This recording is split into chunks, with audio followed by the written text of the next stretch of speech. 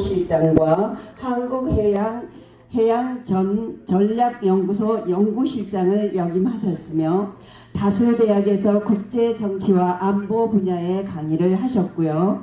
주요 조서로는 미중 패권 전쟁과 한국의 전략, 현실주의 국제정치학 등을 저서로 내놓으셨습니다. 국제정치 관련 다수의 연구를 지금도 꾸준히 하고 계십니다. 다시 한번 큰 박수 주시죠. 네, 오늘 이승만 박사님 관련 강의를 LA 와서 하게 돼서 참 감사하게 생각합니다. 요새 그 한국에 이승만 박사 연구 붐이 불고 있습니다. 미국에도 보니까 제가 그 7월 2일 날 미국을 도착했는데 원래 그 처음에 달라스로 갔었습니다. 잠시만요. 마이크를. 달라스에서 이승만 기념재단 그 달라스 지회 강의가 있어가지고 거기서 그 강의를 했었고 또 이제 뭐 거기서는 노래를 우리 이승만 박사가 제일 좋아하던 찬송가가 삼천리반도 금수강산이라는 노래가 있는데 그거를 이제 불렀었습니다. 예, 아무튼 여기서 또 이승만 연구 붐이 LA에서도 불고 있다는 생각을 하니까 아주 기분이 좋다고 만족스러운 그런 생각입니다. 이게 말이죠. 제가 그 한국에 이승만을 가리키는 학교가 엄청나게 많습니다. 여기 그 계신 분이 잠깐 소개를 드리면은 여기 요 분이 이해란 박사라는 분인데 딱 30년 전에 북한에서 탈북하신 분입니다. 이 사람이 와가지고 우리나라에 와서 처음으로 남한에서 박사학위를 받은 그러니까 탈북자 1호 박사입니다. 이분이 이화여대에서 식품영양학 박사를 받으셨는데 그것 외에도 북한 그 동포 구원운동, 통일운동 이런 걸 많이 하다가 이분이 그런 거예요. 아니 김일성보다 100배는 훌륭한 사람이 남한에 있는데 왜 그 사람에 대해서는 아무 공부도 안 하느냐, 책도 없고. 그래가지고 이분이 그 서울대학교에 계시는 이용훈 교수님을 찾아갔습니다. 이용훈 교수님이 그래도 이승만에 대해서 논문도 많이 쓰시고 그랬으니까 학교를 하나 만듭시다 해가지고 이승만 학당이라는 걸 만들었습니다. 그래서 이승만 학당을 맨 처음에 만들 때 많은 분들이 그러더래요. 어떻게 앞에다가 이승만이라는 이름을 붙이느냐. 그 사람은 못 쓰는 사람이고 독재자고 6.25 때 도망간 사람이고 그렇게 엉터리로 그래도 이승만이라는 이름을 고집해서 이승만 학당을 만들어가지고 매 학기 이제 이것은 등록하는 사람들을 공부를 시킨 거예요. 그러다가 이승만 학당은 아주 그 성공을 해가지고 우리 이용우 교수님이 아예 독립해서 학교를 차려가지고 나가셨습니다. 근데 이제 이분은 역시 그 통일을 목표로 하니까 이승만 박사의 국제정치 쪽으로도 좀 가르쳐달라고 이용우 교수님한테 했더니 자기는 경제학자고 국내 정치 위주로 하겠다고 그래가지고 그래서 4학기 전에 저한테 그렇지 않아도 이 통일 문제 이거를 해가지고 이승만 통일학교 자기가 구상을 하는데 한번 만들어서 애들을 공부시키면 안 되겠느냐 해가지고 해서 지금 4학기를 지난 6월 20일 날 졸업시켰습니다. 대학교하고 똑같이 합니다. 대학교 개학할 때 해갖고 이제 우리는 그 대신에 13주를 합니다. 중간시험하고 기말시험이 없기 때문에. 그런데 갈수록 사람이 많이 오고 갈수록 학생이 나이가 젊어집니다. 일기할 때는 전부 평균이 60 정도 되더라고요. 요번 기는 4기인데 전부 20대 30대가 잔뜩 와가지고 47명이 왔는데 옛날 졸업식 할 때 뭐 다 오진 않았습니다만은 하여간 이번에 47이 와가지고 그 중에서 80% 이상 출석한 사람을 졸업을 시켰습니다. 제가 그 또 우연히 어떤 독지가한테 교실을 좀 얻으려고 그러는데 교실 얻을 돈이 없어서 이렇게 쩔쩔매고 있다. 그랬더니 그 말을 듣자마자 뭐 달러로 치면 한 15,000불쯤을 주신 거예요. 그래서 내가 이분을 만나가지고 이 돈을 받아왔으니까 교실을 좋은 걸 얻어서 공부를 하자. 그랬더니 이분이 여기 능라밥상이라고 이 식당 이름입니다. 서울의 광화문에 있는 아주 깨끗한 북한 식당인데 이분이 이제 능라밥상이라는 식당을 서울에 3개를 가지고 있어요. 기업가입니다. 와서. 그랬더니 우리 식당에서 하고 그 돈을 아껴가지고 애들 밥을 사주자. 그래서 우리가 공부하고 밥을 같이 먹습니다. 밥을 같이 먹으니까 투사가 양성이 됩니다. 그냥 가르치면은 집에 가면 그뿐이에요. 아, 이승만에 대해서 한 학기 잘 배웠다. 그러고 가면은 지네들도 모르고 그러는데 밥을 사주고, 그리고 여기 요 회장님이 한 분 계십니다. 이분은 1, 2, 3, 4기를 다 드시는 분인데 오면은 아이들을 커피를 반드시 사줍니다. 빵도 사주고.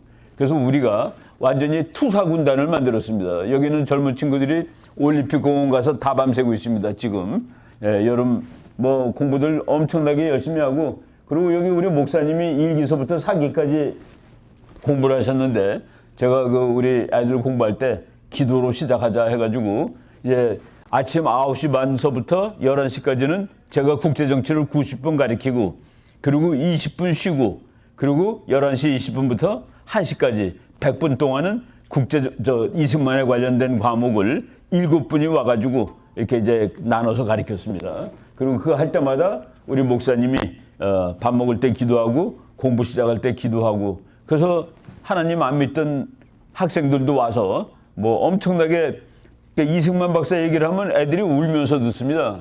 그리고 자기네들끼리 우리 책을 이제 소개하면은 지네들끼리 또 공부를 해요. 이제 평일날 모여서 공부도 하고 그러는데, 한 여학생이 와서 그래요. 뭐 여학생은 아닙니다. 30살 됐으니까. 교수님, 이승만 박사의 독립정신을 읽다가 우느라고 다 못 읽었어요. 이렇게 얘기를 하는 거예요. 이렇게 훌륭한 책을 쓴, 그것도 29살에 감옥에서 그런 위대한 우리 선각자가 있고 이런 정치가가 있는 거를 우리가 너무나 모르고 살았다고. 그래가지고 지금 아주 이승만 연구 붐이 한국에서 일어나고 책도 지금 엄청나게 쏟아져 나오고 있습니다.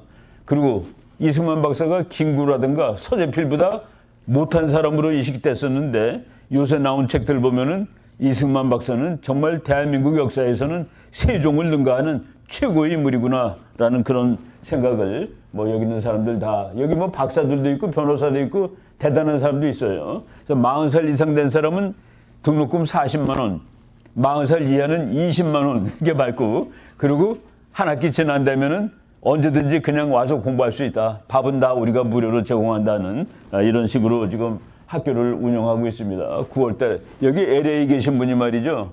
우리가 9시 반에 아침 9시 반 토요일 날, 그럼 여기는 금요일 날 오후인데 이거 다 들으신 분이 있습니다. 하루에 90분, 20분 쉬고 100분 그거를 다 들으신 분이 여기 계세요. 이렇게 여기에도 열정이 있다라는 것을 이제 말씀드립니다. 이승만 박사가 1942년 6월 12일 그때 대한민국의 모든 천재들이 전부 친일이 됐습니다. 이광수도 친일, 최남선도 친일, 노천명도 친일, 뭐 우리나라 그 빛나는 천재들이 전부 일본하고 잘 지내야 된다라고 얘기하는 거예요. 왜 일본하고 잘 지내야 되니? 일본이 곧 무너질 나라가 아니야. 이게 미국하고 싸우는 거 보니까 뭐 일본이 태평양을 다 먹었었죠. 이런 나라와 언제 우리가 지금 싸워가지고 일본을 어떻게 깨겠니? 바로 이때 이승만 박사는 저기 오다 보니까 책이 있더라고요. Japan Inside Out. 국제정치를 아는 분이니까 곧 일본하고 미국은 전쟁을 할 거다. 그러면 일본은 반드시 패한다. 이제 우리가 독립할 날이 다가온다. 그래서 모든 대한민국의 이광수, 최남선 이런 천재들이 전부 뭐 친일까지는 아니고 일본한테 잘 지내고 이제 우리가 싸우는 거 그만하고 공부하자. 공부해서 실력을 길러가지고 나중에 지금 당장은 안 되니까 이럴 때 이분은 방송을 통해서 싸워라. 나의 동포요. 나의 사랑하는 동포요. 싸우라라고. 이분은 이제 곧 독립될 날이 온다라는 것을 국제정치적 감각으로 알고 있었던 겁니다. 이분의 논리는 뭐냐면은 지금 저 사람을 비난하는 사람들이 야 무슨 그게 애국이냐, 무슨 애국 활동이야, 독립 활동이야. 이분은 우리가 일본은 돌이고 우리는 달걀인데 달걀 가지고 어떻게 일본을 깨느냐. 그런데 일본을 깨는 방법은 미국을 설득하면 되는 거야. 미국의 힘을 빌으면 우리가 독립할 수 있어. 그래갖고 이분의 외교는 독립 외교 노선이지만은 그렇다고 외교만 강조하지 않았습니다. 싸우라고 그랬습니다. 이 방송 다 들어보면은 일본 놈들 죽이라고 그랬습니다. 우리 동포들은 곳곳에서 일본 만나면 이제 곧 우리가 이길 날이 올 테니까 일본은 핵폭탄 맞는다는 얘기도 그때 했습니다. 화염과 불벼락을 맞을 거니까 우리 동포와 열심히 싸우자라는 바로 이렇게 그 미래를 내다본 그 선각자라고 말씀드릴 수 있습니다. 이 사람이 대한민국을 만들었는데 이 세계에서 제일 설계도가 잘 된 나라는 미국입니다. 미국이란 나라는 정말 이거보다 더 괜찮은 나라는 지구상에 없어요. 한국에 우스갯소리가 있습니다. 운동권 하다가 돌아온 사람들이 지금 꽤 많은데 80년대 전부 다 학교에서 북한 좋아하고 공산주의 좋아하다가 돌아온 애들이 부수기로 많습니다. 소련 망한 다음에. 그런데 그중에 가짜로 돌아온 사람들이 있다고 그래요. 그런데 우리 어떤 목사님이 가짜인지 진짜인지 아는 방법이 하나 있대요. 그 돌아온 사람한테 너 미국을 어떻게 생각하니? 라고 물어보면은 거기서 대답 나오는 거 듣고 이게 가짜다 진짜다를 알 수 있는데, 제가 그 서울대학교 출신이고 정말 그 친구는 친북이라기보다는 친소련이었습니다. 그 소련 가서 박사 논문도 다 썼어요. 근데 박사 논문 썼을 때 소련이 무너지는 걸 보고서 내가 쓴 논문이 다 가짜다 하고 그걸 전부 다 찢어가지고 불태우고서 박사를 안 받고 온 친구가 있습니다. 그 친구가 우리나라에 애국운동을 하는데 내가 물어봤어요. 신문사 논술위원도 했습니다. 어떻게 생각하세요? 미국이란 나라를. 그랬더니 그 친구가 인간이 만든 나라 중에서는 그게 최고죠 그러더라고. 그래서 그 사람은 진짜로 넘어왔다는 그 우리가 흔히 말하는 테스트에 통과를 했어요. 미국이란 나라는 이 사람이 지금 마이크 허컵이라는 사람인데 아칸소 주지사를 했고 목사님입니다. 이 사람이 2016년에 트럼프랑 같이 경합을 했던 사람입니다. 그리고 자기 표를 트럼프한테 주고 이 사람 딸이 트럼프 일기 때 백악관 대변인을 했던 그 허커비 샌더스라는 지금 현재는 아칸소 주지사 최초의 여성 최연소 주지사를 하고 있고 이분은 이번에는 이스라엘 대사로 가셨습니다. 이분이 쓴 책이 The Three C's That Made America Great. 미국을 위대하게 만든 세 가지 C. 첫 번째 C가 Christianity, 하나님입니다. 두 번째 C가 Capitalism, 자본주의입니다. 세 번째 C가 Constitution, 민주주의, 헌법이라는 소리입니다. 이승만 박사가 이 세 가지를 익히 이미 한성 감옥에 있을 때 배웠고 그리고 이분은 우리 대한민국은 그땐 대한민국은 아니지만은 우리나라는 이걸 만들었어도 옆에 강대국들이 많아. 그 미국식 제도를 모방을 하더라도 살아갈 방법이 너무 힘들어. 그런데 우리나라가 어느 정도까지 힘이 어느 정도 될 때까지 살아가는 방법은 미국을 코를 꿰가지고 우리가 위험에 처했을 때 미국이 우리를 도와주게 만드는 것이야. 그래가지고 미국의 그 3C에다가 마지막에 하나 더 갖다 붙인 것이 한미동맹입니다. 이 나라를 죽지 않고 살아가기 위해서는 미국의 힘을 빌어야 돼. 한미동맹. 그래서 이승만 박사의 건국은 미국의 3C 플러스 한미동맹. 이것을 우리가 건국의 4대 정신이라고 그러고 이렇게 얘기를 하죠. 그러니까 기독교, 자유주의, 그리고 민주주의, 그리고 한미동맹. 이걸 가지고 대한민국을 만들었고 이 한미동맹은 정말 이룰 수 없는 것이었습니다. 그래가지고 한미동맹을 연구하는 우리 한국학자는 물론이거니와 미국 이런 데 국제정치학자들이 이승만 박사는 외교의 신이야 라고 얘기합니다. 도무지 이루어질 수 없는 것을 만든 그런 신격인 사람이죠. 네, 한국이 보유하고 있는 여러 가지 안전장치들, 제도들이 있습니다. 한미동맹처럼 거국적인 지지를 받는 것은 없습니다. 물론 이제 일부 극소수가 미군 철수하라고 미국 대사관 앞에서 데모합니다. 미국 나가라고 그러고 이번에는 스틸 대사 오지 말라고 그러고 이 데모하고 있는데 재미있는 것은 그 데모하는 애들이 전부 애플 전화기 들고 있고 애플 귀에 꽂는 거 그거 들고 있고 신발은 나이키 신고 있고 데모 끝나면 가서 피자 먹어요. 스타벅스 먹고. 아무튼 미국이 대한민국을 거의 그렇게 바꿔놨는데 이거는 극소수고 그러면은 한미동맹은 우리 국민이 거국적으로 지지하는 겁니다. 그리고 뭐 이런 지도 갖고 왔는데 이건 전부 국제정치상 있을 수 없는 얘기죠. 지금 많은 사람들이 태극기하고 북한 깃발 합쳐주면 이게 나온다고 생각하는데 이건 어린 반푼도 없는 국제정치적인 망상입니다. 예 더하기 예는 예 아니면 예예요.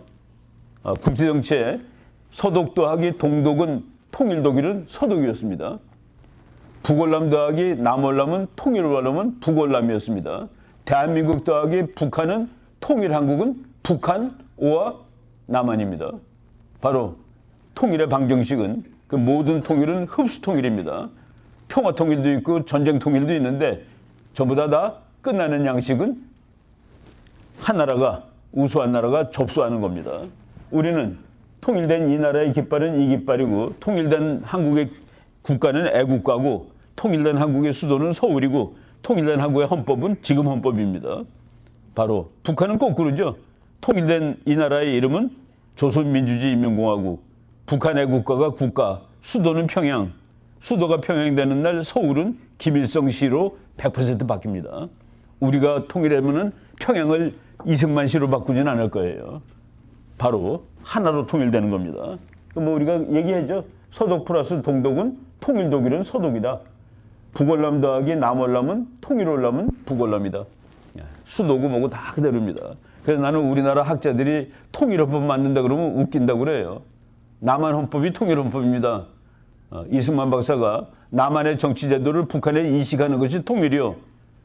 이해란 박사가 그겁니다. 남한 정치체제를 북한까지 확대하는 것이 통일이다. 근데 헌법을 왜 다시 만들어요? 왜 이상한 깃발 만듭니까? 이승만 박사는 우리나라 태극기 부대라는 부대가 있습니다. 지금 놀라운 사실은 태극기 부대의 연령이 20대로 내려갔다는 겁니다. 5년 전만 하더라도 태극기 부대는 60대였습니다. 애들은 뭐 할아버지들 할머니들 왜 이러세요? 근데 일본 사람은 그러더라고요. 와서 너네들은 이 늙은이들이 이렇게 씩씩하기 때문에 희망이 있대요.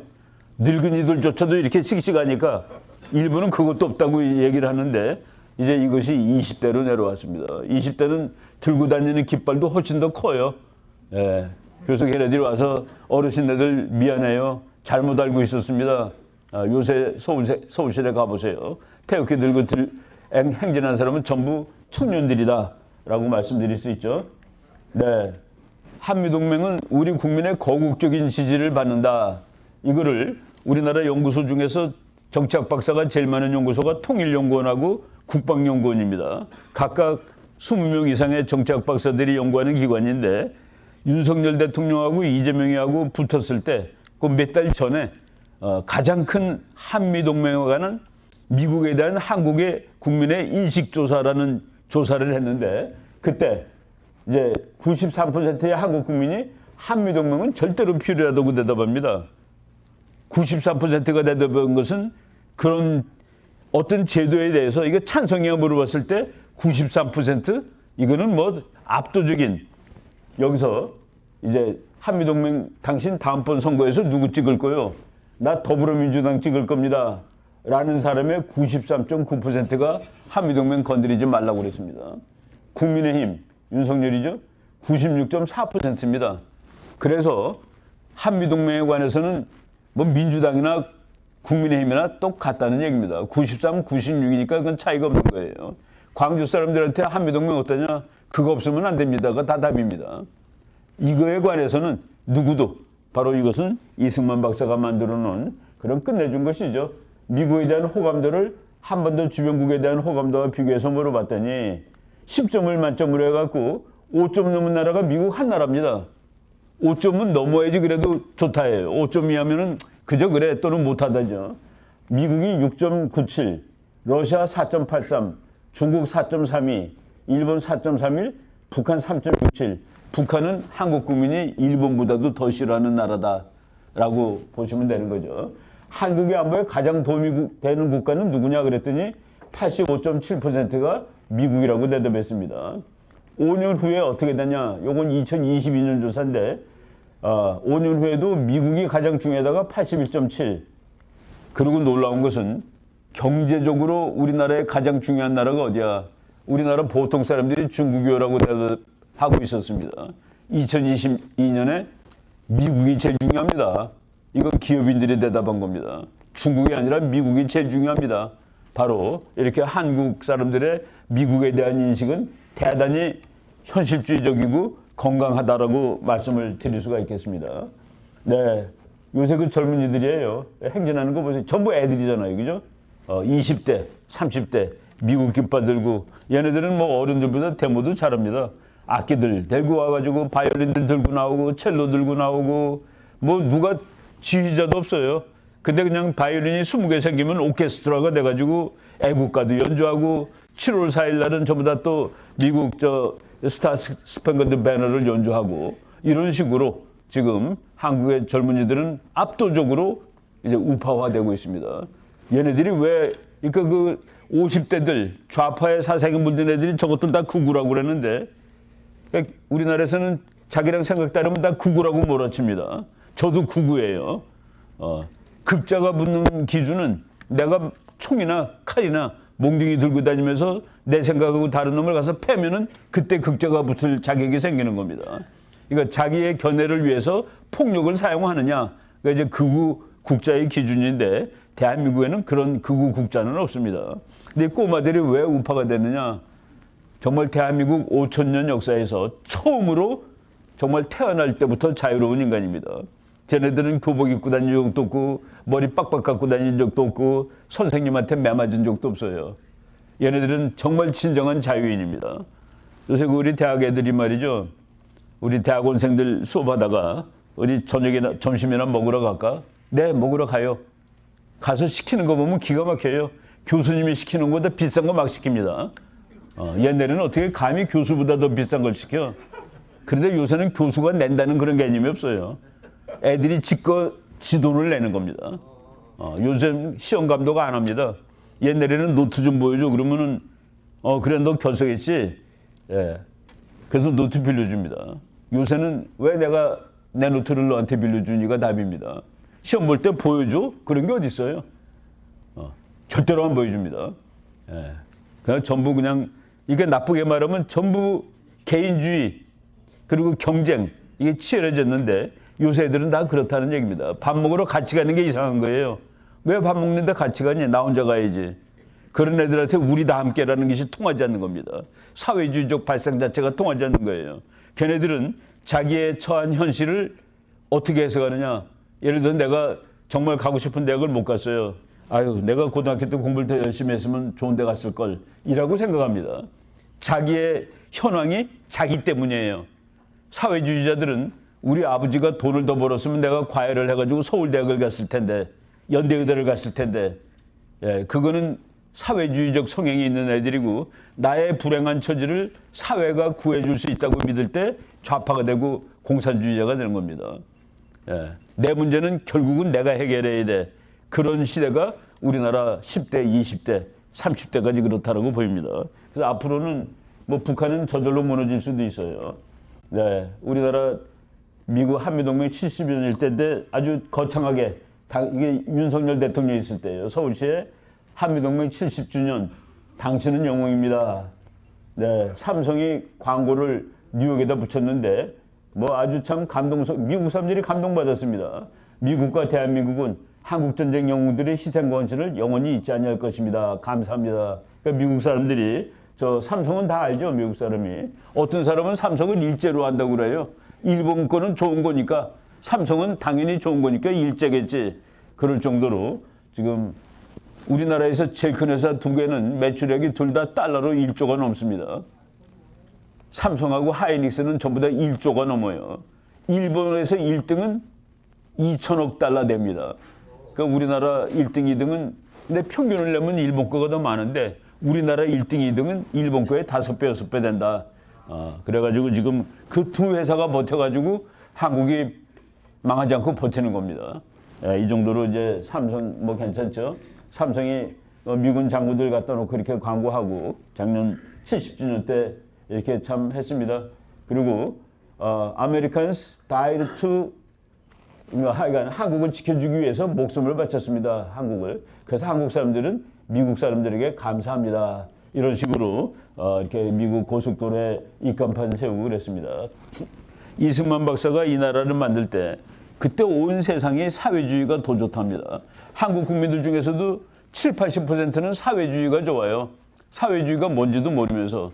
그런데 공산혁명이 제일 먼저 일어난 나라가 소련입니다. 1917년에.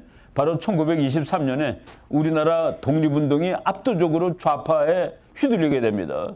그때 이승만 박사가 잡지책에 씁니다.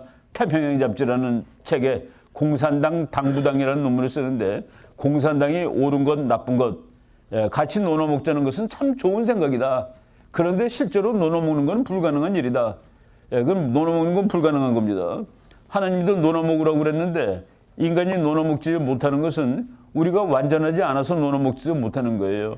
그래서 그 성경책을 보면은 우리 목사님 앞에서 제가 이런 말하면 안 되지만은 그 사도행전은 나눠 먹으라고 그랬는데 거기 나눠 먹는 것은 네 거를 논아주는 겁니다. 내 주머니에서 꺼내주는 거예요. 하나님이 명령한 것은 남의 것을 뺏어주는 건 안 되는 겁니다. 남의 것을 뺏어주는 거가 공산주의 사회주의이기 때문에 성경에서 말하는 네 것을 논아주라고 다른 겁니다. 그 공산당들은 남의 것을 뺏어가지고 지가 가져요. 그래서 공산당의 간부들은 다 억만장자입니다. 아마 김정은이는 일론 머스크만큼 잘 살 거예요. 먹을 것도 없는 나라에서. 그래서 현실 사회주의는 다 실패했죠. 그거를 이미 1923년에 논문에서 썼습니다. 공산주의는 반드시 실패한다. 5가지 문제 때문이다. 재산을 나누면 근로 의욕이 꺾인다. 내가 번 돈을 내가 못 갖고 다 논아갔는데 누가 일을 하겠습니까? 그래서 소련도 중국도 북한도 다 망했다는 그 얘기죠. 그리고 기업가를 없애면은 혁신이 이루어지지 못한다. 기업가는 우리한테 일자리를 주는 사람이라고 생각하면 됩니다. 나는 노동자들 데모할 때 가서 너네들은 사장 될 생각은 아예 없냐 그럽니다. 너네들은 사장이 될 생각은 영원히 없는 거야? 어느 날 너네들도 돈 논아줘야 돼. 그리고 미국의 갑부들, 한국의 갑부들 다 가난하던 사람들이 성공해서 부자 된 거야. 제가 어제 그 재미있는 통계를 봤는데 2020년 미국의 10대 기업 중에서 지금 10대 기업이 하나도 없더라고요. 부익부 빈익부는 거짓말입니다. 다 바뀌어요. 10년이면 다 바뀝니다. 부익부 빈익빈이라면 공산주의자들이 얘기하는 거라면은 그러면은 지금 1등이 10년 후에도 1등이라는 게 맞는 거죠. 부익부 빈익빈이니까. 우리나라도 마찬가지입니다. 30년 전에 30대 기업 지금 몇 개 안 남아 있습니다. 다 바뀌었습니다. 바로 그리고 이제 지식인을 없애면 모든 사람이 우매해진다. 지식인 싫어하죠? 종교를 없애면 도덕이 없어진다. 소련을 조국으로 믿으면 배반당한다. 그때 우리나라 독립운동이 친소 좌파였기 때문에 그것을 경종을 울렸습니다. 예. 지금 우리나라 목사님들 중에서 좌인 사람들이 막스가 저 얘기했다는 걸 모르더라고요. 제가 깜짝 놀랐습니다. 어느 젊은 목사가 좌파적으로 얘기하길래 목사님 지금 아편 팔고 계시는 거예요? 그랬습니다. 제가. 그게 무슨 소리인지 모르더라고. 이 좌파의 오리진, 우리가 말해서 소위 좌파의 오리진이 칼 막스입니다. 칼 막스는 이 사회는 우리는 영혼이 없어요. 칼 막스예요. 우리는 이 머릿속에 있는 게 이게 순두부야 이거. 뇌가 아니라. 이거 우리는 순두부라고 생각하지 않습니다. 물질이 아닙니다. 영혼이지. 그런데 칼 막스가 종교는 곤궁하고 탄압받는 피조물들의 한숨이자 영혼 없는 현실 속의 영혼이다. 여기 영혼이 있을 수가 없어요. 이 사람은 물질주의자니까. 근데 종교가 영혼이 없는 것인데 영혼이 있다라고 가리키는 거야. 종교는 민중이 고단한 현실을 바꾸기 위해 저항하는 대신 야 인간들은 전부 다 지금 착취당하고 사는 거야. 너가 100만 원어치 일했는데 너는 월급을 50만 원도 못 받아가잖아. 너희 사장이 다 뺏어가기 때문에 너는 오프레스드야. 오프레스한테 당하는. 그런데 종교 때문에 리볼트를 안 한다는 그 얘기입니다. 내세의 구원이나 신의 뜻을 믿으며 착취와 불평등을 체념하고 감내하게 만드는 마취제다. 종교 때문에 혁명이 안 나고 이 사람들은 죽을 때까지 불쌍하게 살다가 그냥 죽는다. 천당 가는 줄 알고. 이게 막스 생각입니다. 그래서 내가 막시즘 쪽으로 얘기하는 목사님들한테 목사님 지금 아편 팔고 계세요? 근데 이 말을 이 사람이 했다는 것도 잘 모르는 분들이 많더라고요. 예. 영어로 이렇게 돼 있고. 하여간 우리가 이거 정확히 알아야 되겠다는 말씀드립니다. 프랑스는 전부 좌파들의 나라입니다. 지식인들이. 예, 이 사람이 그래가지고 레이몽 아롱이라는 참 천재인데 이 사람의 뭐 더 유명한 사람이 장폴 사르트르라는 사람입니다. 그 장폴 사르트르라는 놈이 한국전쟁 났을 때 북한을 지지하고 소련을 지지하는 거 보고 이런 죽을 놈이 있나 라고 해서 쓴 책이 민중의 지식인의 아편입니다. 왜 지식인은 전부 좌파가 될까? 바로 이승만 박사가 그거를 깬 거의 유일한 사람입니다. 그리고 그 설교도에 의해서 대한민국을 만들었고 국민 7, 80%가 사회주의가 좋다고 그럴 때 아니야. 그거 하면 다 우리는 굶어 죽어. 자본주의 해야 돼. 국민을 설득하고 또 안 될 때는 끌고 나가고. 이 사람이 그렇게 얘기했습니다. 정직하면서 머리가 좋은 사람은 좌파가 될 수 없다. 정직한 좌파는 머리가 나쁜 사람이고 머리가 좋은 좌파는 정직하지 않은 사람이다. 사르트르를 그렇게 깨놓은 겁니다. 왜? 사회주의는 너무나도 모순투성이인데 그걸 어떻게 머리도 좋고 정직한 사람이 좋다라고 얘기할 수 있느냐. 저는 말이죠, 어렸을 때 좌파였습니다. 미국에서 공부할 때 텍사스 오스틴에 있는 교회를 다녔는데 우리 교회는 건물이 없었어요. 그래서 미국 교회에 가서 미국 사람들 예배하고 간 다음에 가서 예배를 받는데 그 건물 빌려서 제가 어느 날 좀 일찍 간 날이 있었습니다. 미국 교회는 어떻게 예배하는가 보려고. 그런데 나중에 끝난 다음에 목사님이 재미있더라고요. 여기 있는 한 사람 일어서래요. 박수 쳐주래. 담배 끊었다고. 와, 미국 사람은 담배 피는구나. 교회 다니면서. 그래도 아주 재밌는 목사였어요. 나보고 누구냐고 그래서 처음 보니까 내가 여기 학교 학생인데 오후반인데 우리는 한국 사람이라 내가 좀 일찍 와서 그냥 뒤에 들어와서 앉아봤다고. 그랬더니 커피 주더라고요. 내가 우연히 난 그 질문을 왜 했는지 모르겠습니다. 목사님, 성경에 보면 자본주의가 맞습니까? 사회주의가 맞습니까? 그랬더니 0.1초 만에 자본주의가 맞죠? 그러더라고. 그래서 목사님, 내가 지금 텍사스 대학에서 정치학 박사 논문 쓰는 학생인데 우리 정치학에서는 이거 가지고 100년째 싸우고 있습니다. 뭐가 맞는지에 대해서. 근데 목사님은 어떻게 0.1초 만에 자본주의가 맞다고 얘기하세요? 그랬더니 성경책에 써 있어요. 그러더라고. 성경책 어디 써 있어요? 그랬더니 창세기에 써 있대요. 창세기에 공산주의가 나쁘고 자본주의가 좋다고 써 있다는 건 내가 금시초문이라서 내가 그래도 다른 건 몰라도 창세기는 여러 번 읽었는데 그런 말이 어디 있어요? 그랬더니 칼 막스는 인간이 완전하다고 가정을 하고 이론을 만들었고 성경책은 인간이 완전하지 않다라고 쓴 겁니다. 창세기에. 하나님이 하라는 거 다 지키지 않고 거짓말하고. 내가 그때 깨달았습니다. 그렇구나 하고서. 예. 인간을 완벽하다고 가정하면은 그래서 레이건 대통령이 천당에는 사회주의가 있다고 얘기했습니다. 근데 그것은 사회주의가 필요하지 않아요. 레이건 대통령이 또 다른 말은 한 군데 더 사회주의가 있는데 그거는 지금 우리 세상에 있는 지옥이다. 북한이라든가 소련이라든가 중국이라든가 옛날에 거기에는 이미 사회주의가 있는 곳이다. 그래서 지옥이 된 곳이다 라는 말을 했는데 우리가 이거를 잘 알고서 이승만 박사가 그래서 민중들하고 나쁜 말로 하면 싸웠구나. 끌고 가느라고 이런 생각을 하게 되죠. 예, 이승만 박사가 이제 통일을 얘기할 때 우리 통일학교의 교훈입니다. 차후도 당분간 공산 압제하에서 계속 고생하지 않으면 안 되게 되는 우리들의 동포들에게 우리는 다음같이 외친다.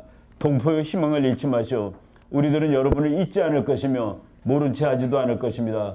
한국 민족의 기본 목표, 즉 북쪽에 있는 우리 강토와 동포들을 다시 찾고 구해내자는 목표는 계속 남아있으며 결국 성취되고야 말 것입니다.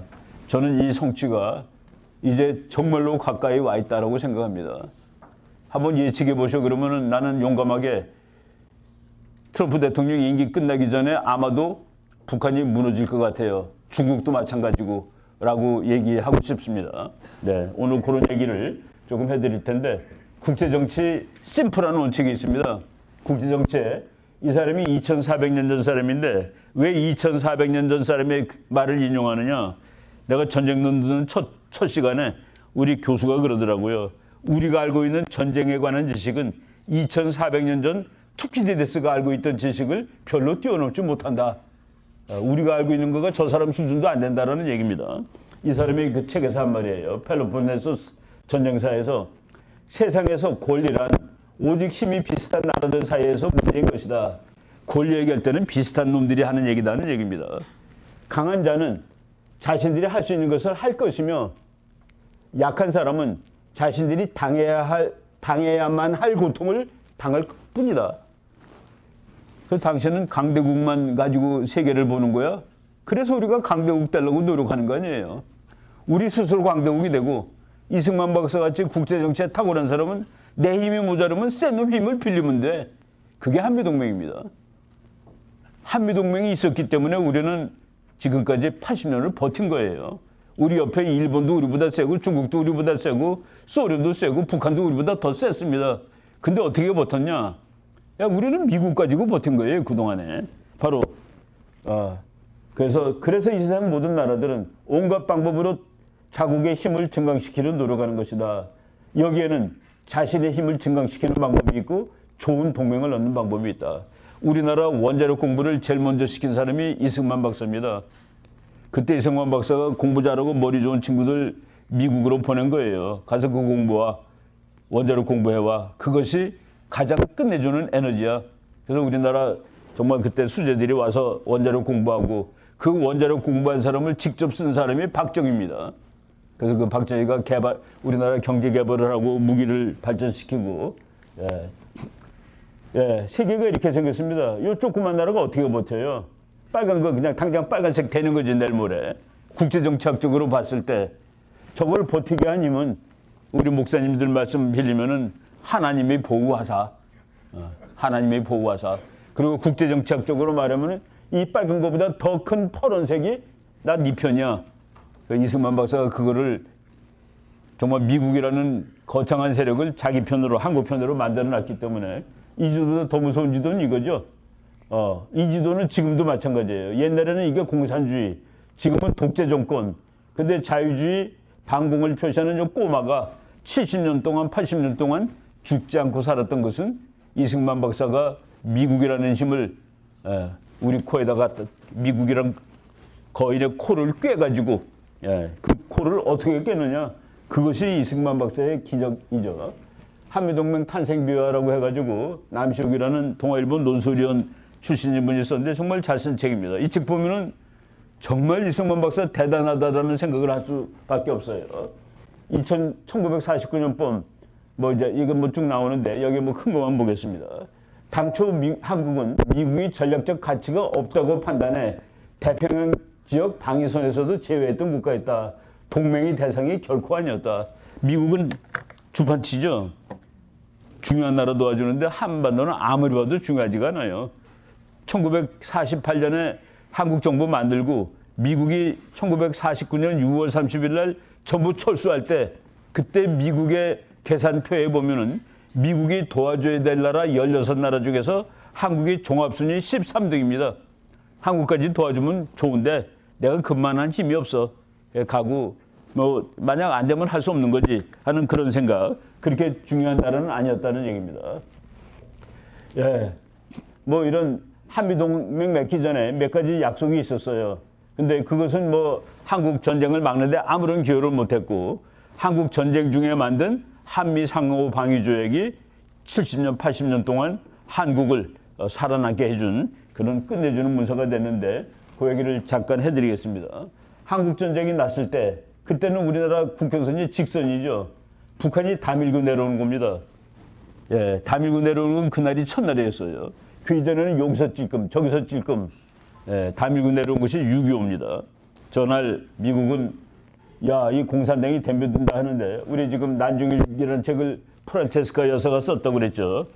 아까 우리 목사님이 잠깐 인용하시더라고요. 6월 25일 전쟁 났는데 이승만 박사가 분통이 터지는 거예요. 6월 26일 새벽 3시에 메가드한테 전화가 옵니다. 동경에. 부관이 안 바꿔줘요. 주무신다고. 야, 바꿔. 안 바꿔줍니다. 야, 니네 미국 놈들이 지금 매 시간 죽어가고 있잖아. 그런데 잠자고 있어.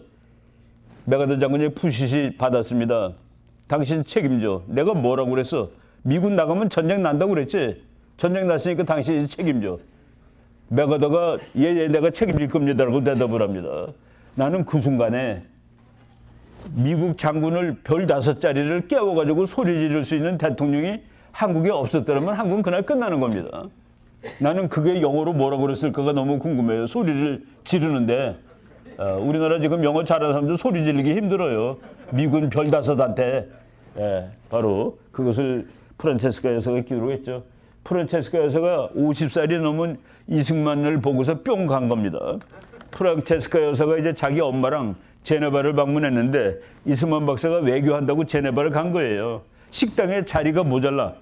그래가지고 안내하는 사람이 여기 합석하면 안 될까요? 그러면서 앉힌 자리가 프란체스카 여사 앞자리인데 프란체스카가 보고 그냥 그 순간에 뿅 가가지고 그러니까 엄마가 야 이게 미쳤나 이게 동양에서 온 늙은이를 그래서 끌고 나갔습니다.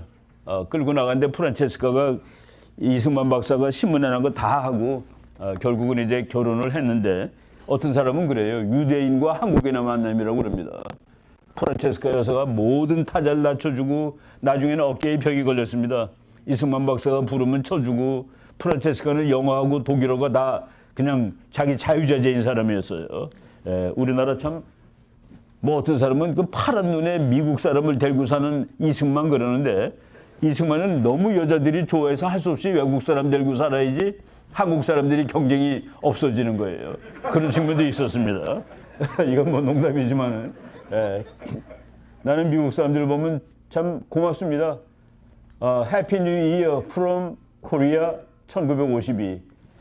저건 1951년 크리스마스 무렵에 찍은 사진이구나. 저분들은 다 살아서 돌아가셨을까? 저러고서도 2년을 전쟁을 대했는데 저분들은 혹시 돌아가시진 않았을까? 한미동맹 이거를 이제 요 다음에 만들었지만은 미국 사람들 와갖고 지게지고 싸웠어요. 내가 내 책에 이승만 박정희에 관한 책에 저 사진을 넣었더니 이 편집하는 아줌마가 전라도 아줌마인데 자기가 너무 눈물이 나서 편집을 못했다고 나한테 전화 걸었습니다. 저 울지 마세요. 미군이 웃잖아요 여기. 미군이 저거를 너무 좋아했어요. 왜 좋아했냐면은 우리가 박격포를 한 손으로 못 듭니다. 박격포는 여러 명이 들어야지 겨우 들어요. 근데 저거를 지게에다 실은 혼자 들고 갈 수가 있어. 그러니까 미국 사람들이 이거 끝내주는 물건이다. 이거 말이야 왜 끝내주는 줄 알아? 길이 없어도 갈 수 있어. 길이 없는 곳을 만들어 가죠. 뭐 물도 막 건너고 바퀴보다 저게 더 나아요. 쉴 때 너무 좋아. 쉴 때 딱 하면 45도 각도짜리 소파가 되는 겁니다. 딱 이렇게 쉴 수도 있고. 그 영어가 어떤 때 멋있어요. Our nation. 이거 미국 사람들이 6.25에 관한 모든 기념관에 가면 이 말이 있습니다. Our nation honors her sons and daughters. 우리나라는 미국의 아들과 딸들을 영광을 드립니다. Who answered the call? 콜에 대답을 했어요. 근데 그 콜은 to defend the country they never knew. 아지도 못하는 나라를 방어해주자. And the people they never met. 만나보지도 못한 사람들을 방어해주자라는 국가의 부름에 응한 미국의 아들, 딸들에게 미국은 영광을 돌리는 바입니다. 참 영어가 멋있습니다. 저런 친구들이 179만 명이 와서 싸워가지고 한국이 살아난 겁니다. 그저께 우리 LA 여기 은혜교회에서 97세짜리 미국 노병이 와서 우리가 고맙다고 이제 그 선물도 드리고 그랬는데 그 노병이 딸이 데리고 왔어요. 97세인데 그러더라고요. 내가 젊어지고 다시 한국에서 전쟁이 나면 또 달려갈 거라고. 참 우리가 그 한미동맹이라는 제가 하와이에서 찍은 사진입니다. 부부가 있는데 아들 5에 딸 하나인데 이 5명이 동시에 한국전쟁에서 근무했어요. 장교도 있고 사병도 있고 공군도 있고 해군도 있고. 그래서 이제 한국이 살아남은 것이죠. 이승만 박사는 휴전을 절대 반대했습니다. 전쟁이 났으면 통일을 해야지 무슨 휴전이야. 근데 이승만 박사는 미국을 알죠. 이거 어디까지 버티지? 미국은 지금 이제 트루만 대통령이 미국 역사상 임기 중에 지지율이 최악인 대통령이 트루만입니다.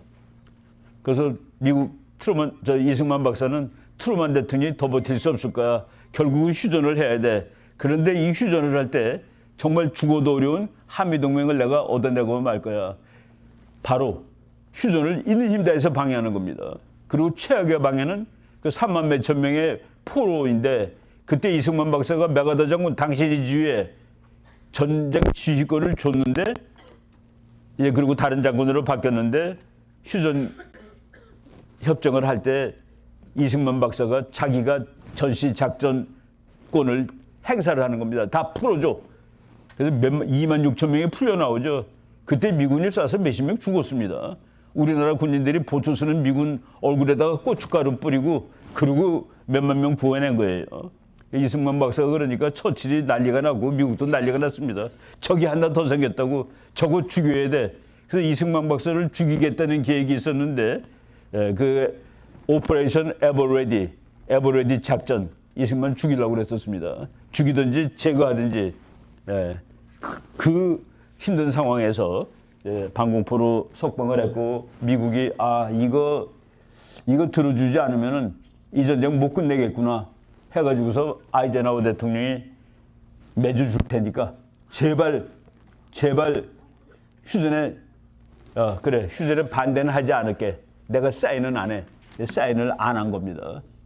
그게 신의 한 수인데 그 휴전조약에 사인을 3나라가 했습니다.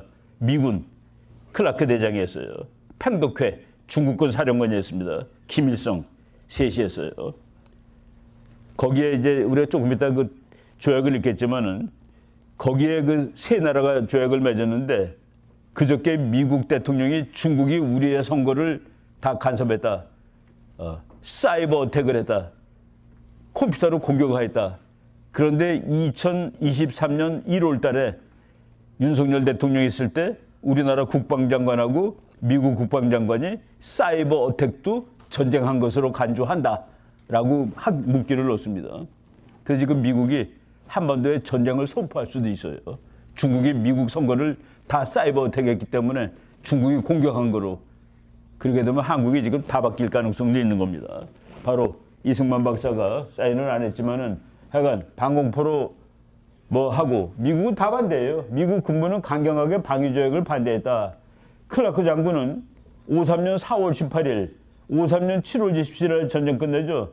전쟁 끝내기 석 달 전에 미국에 보고서를 보내는데 현 시점에서 양국 간의 안보조약 체계를 고려하지 않을 것을 건의한다. 그리고 미국 국무장관은 5월 달에 이제 7월 달에 전쟁 끝났는데 현재의 환경에서 대통령이 아이젠하워가 대한민국과 상호방위 조약 체계를 고려할 수 없다는 결론을 내렸다고 밝혔다. 이거를 깨버린 것이 이승만 박사입니다. 그래서 6월 달에 방공포로 석방하고 아이젠하워로 하여금 이승만 박사 말 안 들었다가는 전쟁 못 끝내겠구나라는 그래서 53년 10월 1일 날 그래서 이제 우리나라 변형태 장관 미국의 덜레스 지금 저 워싱턴 가면 덜레스 국제공항이라고 있죠. 그 장관이 이 협정에 사인하는 겁니다. 변형태 장관하고 한국은 한미동맹 체결로 미국 진영의 냉전체제에 완전히 편입되었다. 이제 한국은 미국이 소련과 싸우는데 무조건 미국 편을 드는 거가 된 거예요. 대신에 미국은 한국 편을 들어야 된다. 이 약한 나라가 이제 미국 그럼 맨 앞에 선 겁니다. 맨 앞에. 미국이 소련하고 싸우는데 우리가 맨 앞이에요. 그래서 미국은 맨 앞에 서 있을 때 냉전 시대 때 한국한테는 경제적인 그 법칙을 미국이 항상 에게 호혜, 평등. 한국은 예외였습니다. 왜? 너는 맨 앞에서 공산당하고 싸우고 있잖아. 그래서 너가 우리한테 물건 팔아. 그런데 우리 거 안 사도 괜찮아 너는. 왜? 맨 앞에서 이거 고생하고 있으니까. 바로 그런 시대가 냉전 시대입니다. 한미동맹 체결로 완전히 편입되었다. 이승만 박사가 몸을 던진 것이죠. 한미동맹 조약의 내용을 보겠습니다. 많은 사람들이 요새 우리나라 그 멋없는 정치학자들이 야 미국이 얘처럼 그렇지 않아. 미국이 성격이 많이 바뀌었어. 사나워졌어.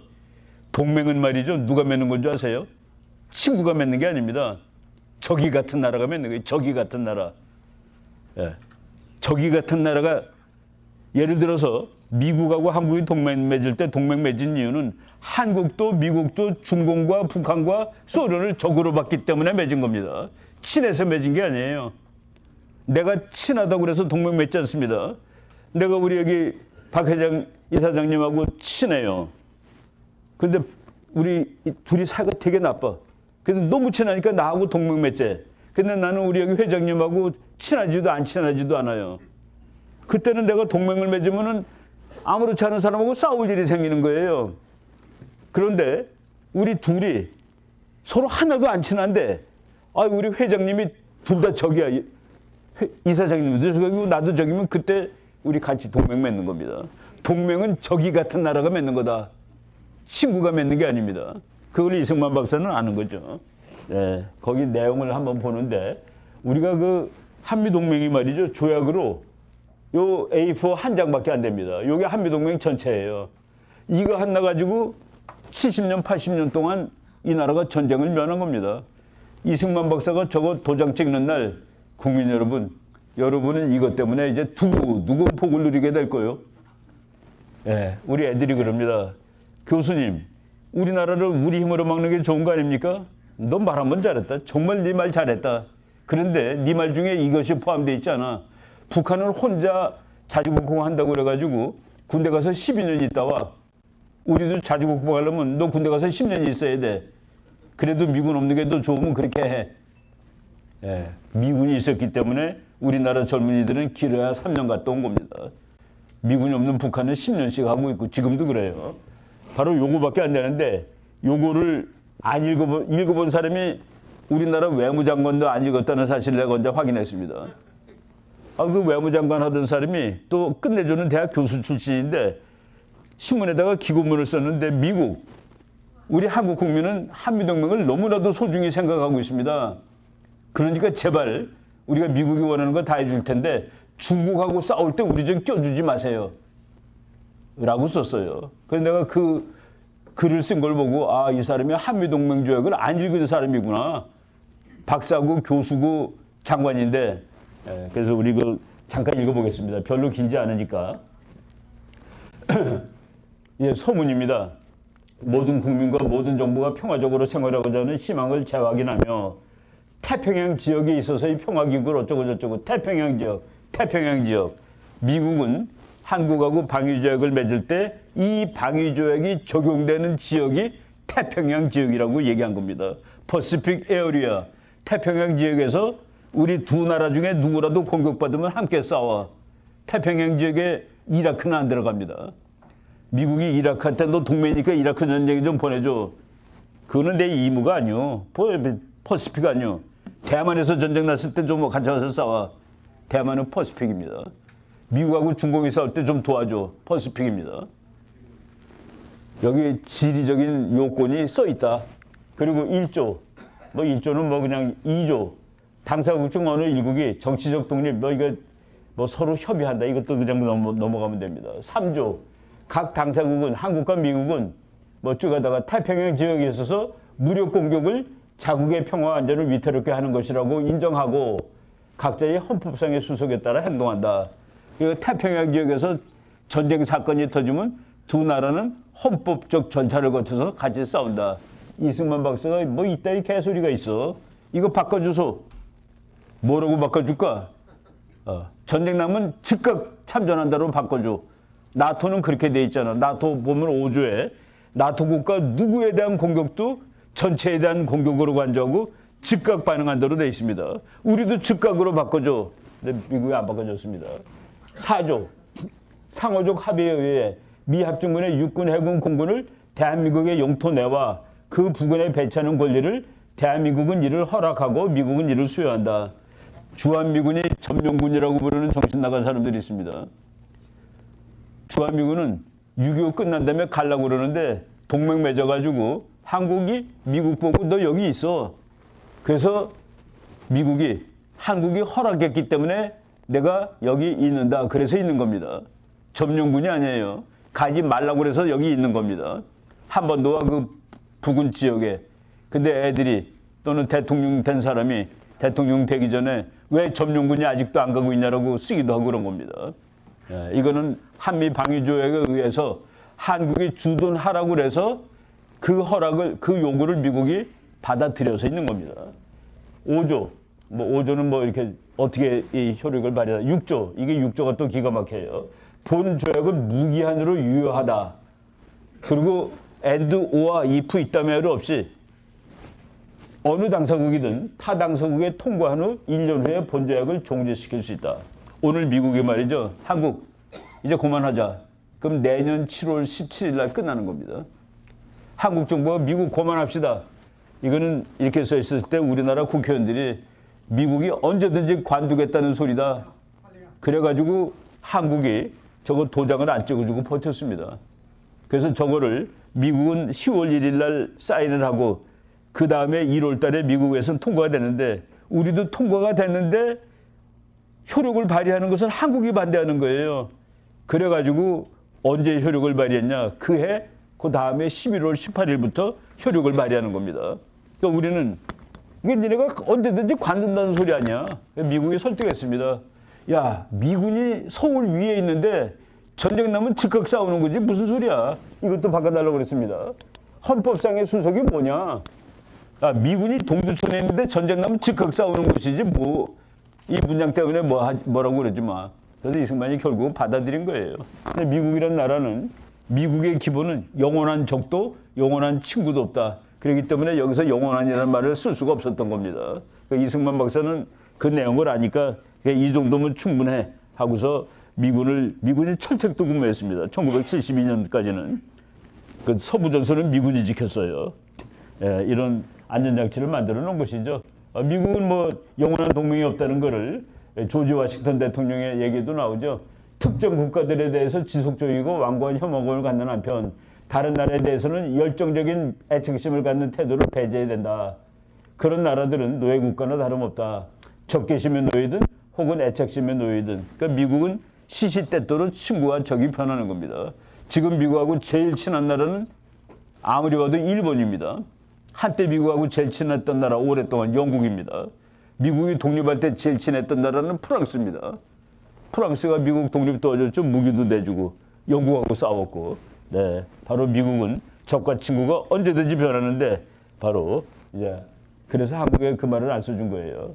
그 말은 파머스톤이라는 사람도 했습니다. 더 먼저 했죠.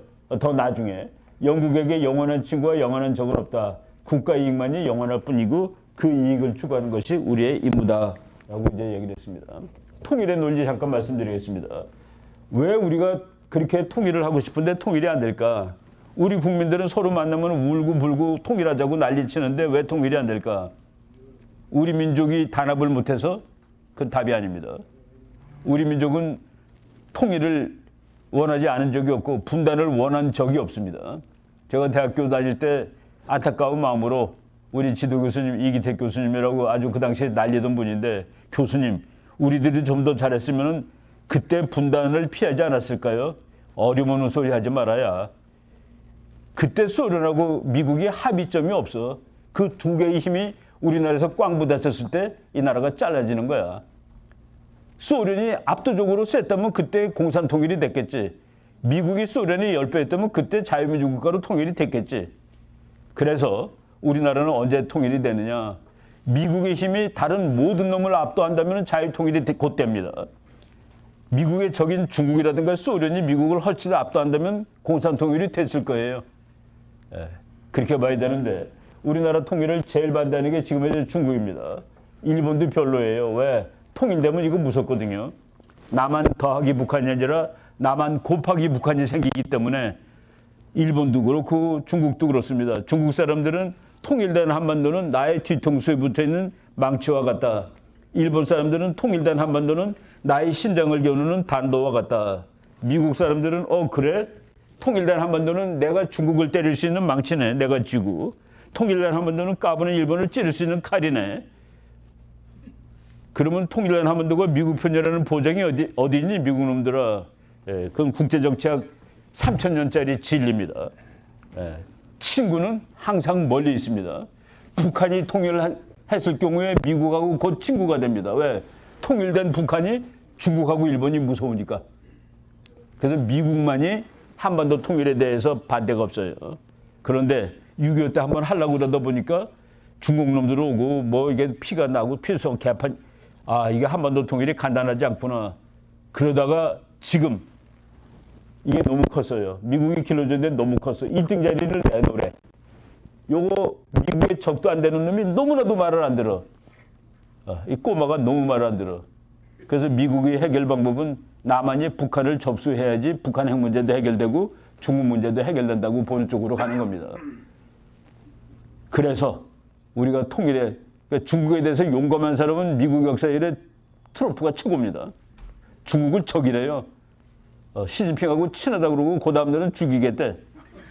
바로 트럼프 시대에 통일을 할 수가 있다라는 그런 생각이 드는 것이죠. 오바마 때부터 한반도가 중요해졌어요. 왜? 아시아가 더 중요하고 중국이 맞짱을 뜨는데 그것을 견제하는 데는 한국이 최고니까.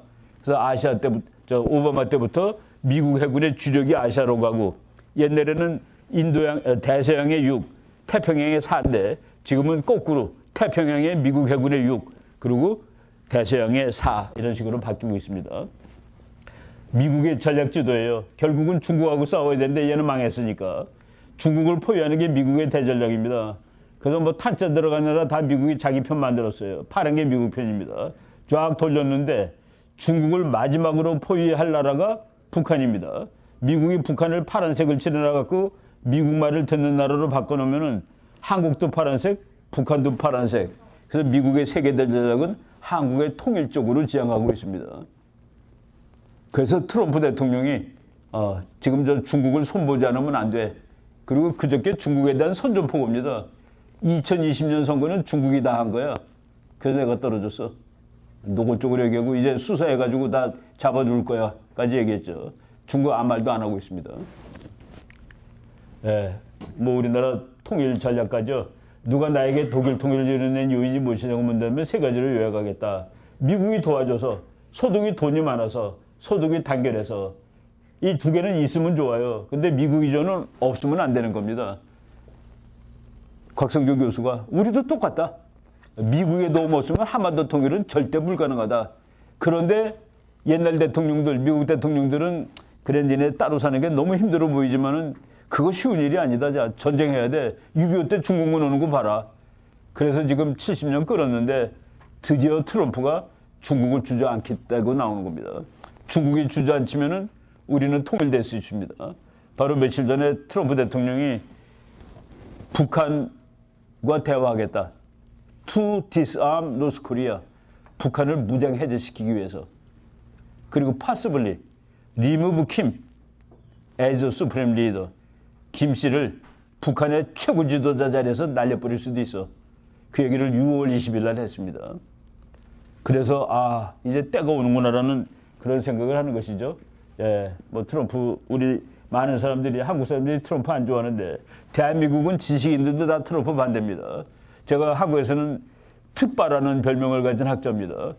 트럼프를 너무 좋아하는 놈. 나는 너무 좋아하는 게 아니라 트럼프가 되면 우리의 통일이 앞당겨지겠다라는 생각이 들어가지고 예, 뭐 트럼프는 미국에서도 인기가 좋은 사람이에요. 미국 역사상 라스무센 리포트라는 그 제일 유명한 여론조사 기관이 금년에 30년째 됐는데 매년 물어봅니다. 미국 국민 여러분, 이 나라 나가는 방향이 올바른 방향 맞습니까? 국민의 50%가 올바로 나간다라고 말한 첫 번째 대통령이 작년 5월 달에 트럼프입니다. 제가 트럼프는 3번 당선됐다고 믿는 사람인데 대통령 했던 사람이 또 나올 때 국민들한테 묻는 질문이 있어요. 미국 국민 여러분, 4년보다 생활이 나아지셨습니까? 그 질문에 40%가 나아졌다라고 대답하는 모든 대통령이 재선에 당선됐습니다. 레이건 대통령은 44%를 얻었는데 84년에 50개 주에서 49개를 쓸어갔습니다. 거기에서 4년 전보다 나아졌습니까? 미국 역사상 최고가 트럼프인데 56%가 4년보다 나아졌다고 하는데 그 사람은 안 됐습니다. 그래서 나는 부정선거라고 보는 겁니다. 그리고 지금 그저께 트럼프가 중국이 부정선거의 원흉이었다라고 이제 얘기를 한 것이죠. 쭉 넘어가겠습니다. 이게 시간이 벌써 한 몇 분쯤 더 하면 되겠습니까, 회장님? 1시간 벌써 됐죠? 네? 답이 있으니까 너무 오래 하면 안 되고. 몇 분? 5분. 오케이.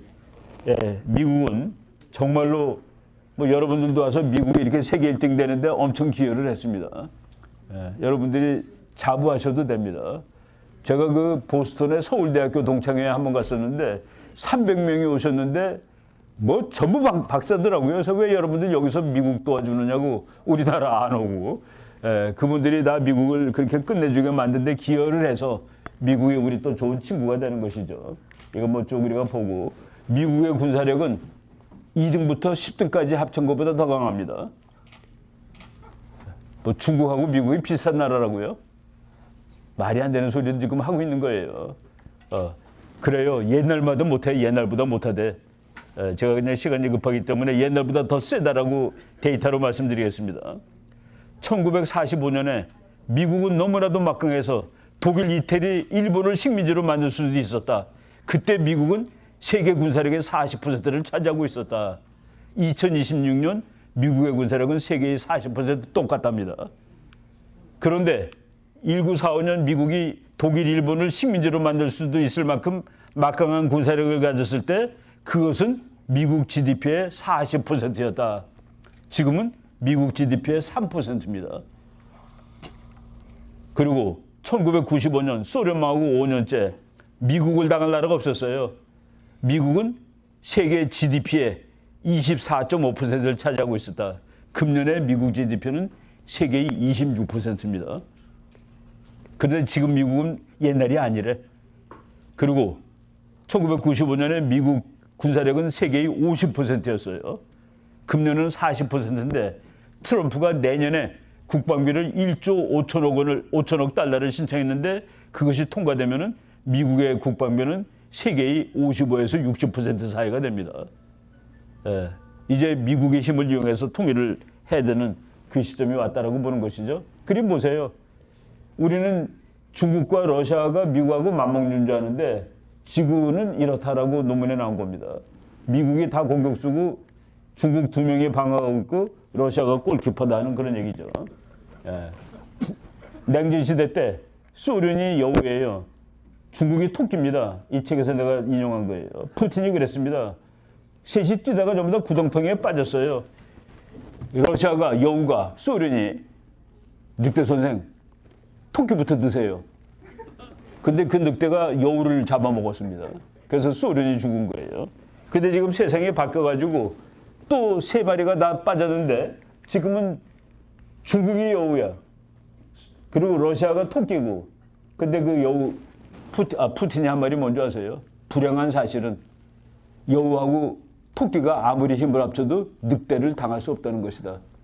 아니 푸틴이 그러는데 왜 우리가 자꾸 미국이 힘이 빠졌대? 왜 우리가 중국하고 잘 지내야 된다고 그래? 같이 죽으려고. 바로 이건 국력에 대한 정확한 분석이죠. 이거 뭐 시간이 별로 없으니까. 미국의 군사력은 중국보다 10배가 강하다. 10배도 더 강합니다. 싸우면 안 되죠. 레이건 대통령 그리고 레이건 대통령을 트럼프가 좋아하는데 나는 소련을 깨고 혼자 1등을 만든 레이건을 좋아해.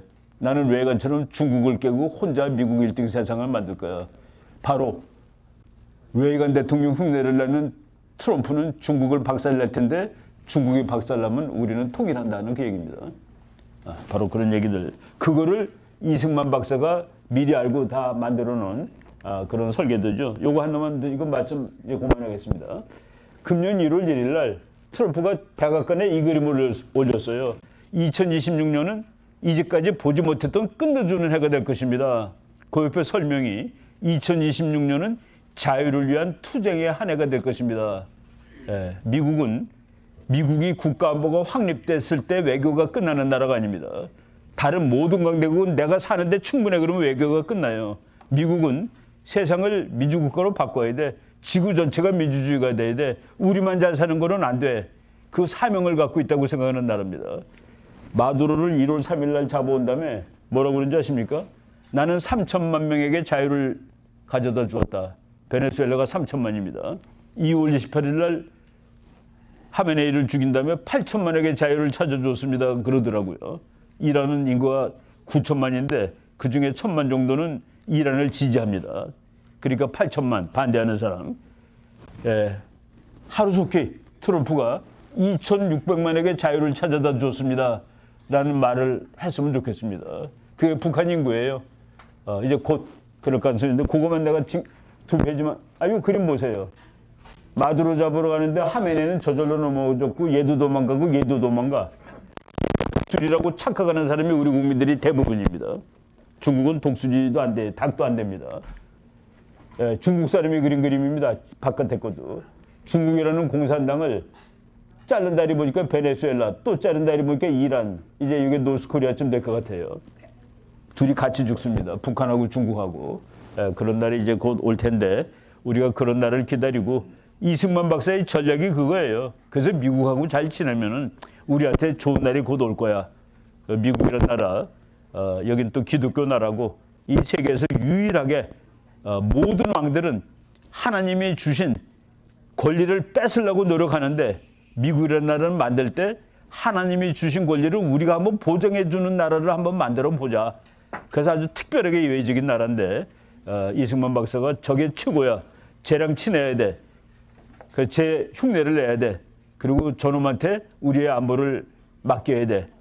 그것이 지금까지 이제 우리 후손들이 너무 후졌지만은 워낙 설계도가 좋아서 아직도 망하지 않고 이 나라가 버티고 이제 젊은 친구들이 이승만을 열심히 공부하고 이승만 정신을 배우고 한국에서 그런 일이 일어나고 여기서도 이게 얼마나 좋은 일입니까? 바로 우리가 이제 좋은 날이 앞으로 곧 다가올 것이라고 희망적으로 얘기를 드리고 여기까지 하겠습니다. 밤이 있는데 너무 뜨거운 박수 부탁드립니다.